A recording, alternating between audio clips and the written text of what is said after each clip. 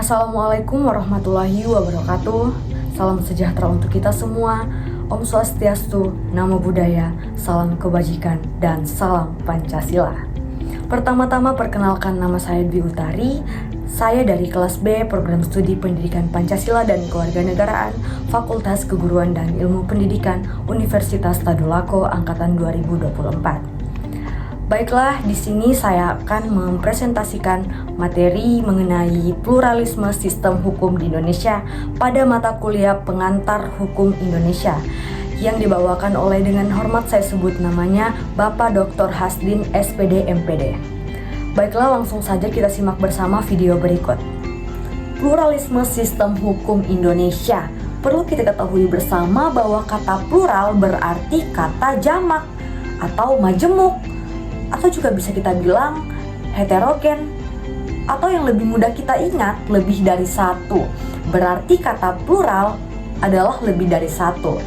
Nah, jadi teman-teman, pluralisme sistem hukum adalah berlakunya banyak sistem hukum bagi semua golongan dalam satu wilayah, khususnya di Indonesia, yaitu secara bersamaan berlaku beberapa sistem hukum, yaitu hukum adat, hukum Islam, dan hukum Barat. Adapun faktor penyebab berbinekanya hukum di Indonesia itu ada dua. Yang pertama, faktor etis. Keanekaragaman hukum adat kita karena kita terdiri dari bermacam-macam suku bangsa.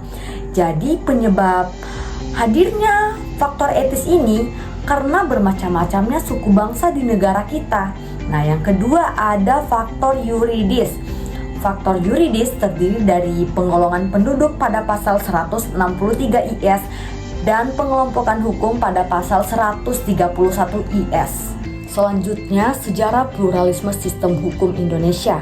Pedoman politik pemerintah Hindia Belanda terhadap hukum di Indonesia dicantumkan dalam pasal 131 IS atau Indis Staatregeling yang menggantikan Regeringsreglement pada pasal 75 yang pokok-pokoknya adalah: pertama, perintah kodifikasi, hukum perdata dan hukum dagang, ya begitu pula hukum pidana. Acara-acara perdata dan acara pidana harus dikodifikasikan atau diatur dalam kitab undang-undang. Itu berarti dikodifikasikan, itu dibukukan. Nah, yang kedua ada asas konkordansi. Hukum yang berlaku bagi golongan Eropa harus dipersamakan atau dikonkordansi dengan hukum yang berlaku di Belanda.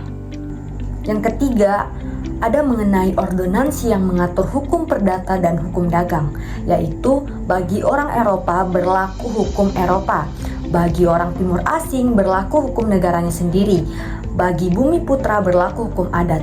Bumi putra itu berarti putra tanah, yang berarti juga warga setempat atau warga Indonesia itu sendiri.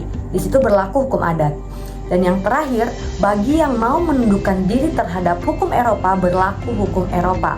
Berarti di sini kalau ada masyarakat yang ingin menundukkan dirinya kepada hukum Eropa, berlaku baginya hukum Eropa. Selanjutnya kita bahas berbagai sistem hukum di Indonesia. Yang pertama ada hukum positif, dibuat dalam suatu sistem yang tersusun secara sistematis yang selanjutnya akan disebut sebagai sistem hukum.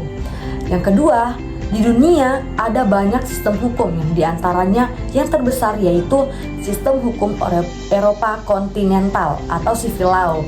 Yang kedua, sistem hukum Anglo-Amerika atau Anglo-Saxon. Yang ketiga, sistem hukum Islam. Dan yang terakhir, sistem hukum adat yang dikemukakan oleh Van Vollenhoven. Dari 4 sistem hukum terbesar di dunia tadi, ada asal-usulnya. Yang pertama itu ada kan asal-usul sistem hukum kontinental. Dulu ahli hukum Yunani mengatakan bahwa yang disebut hukum adalah yang tertulis dalam kitab hukum. Di sini berarti ahli hukum Yunani itu mengakui hukum yang tertulis dalam kitab hukum.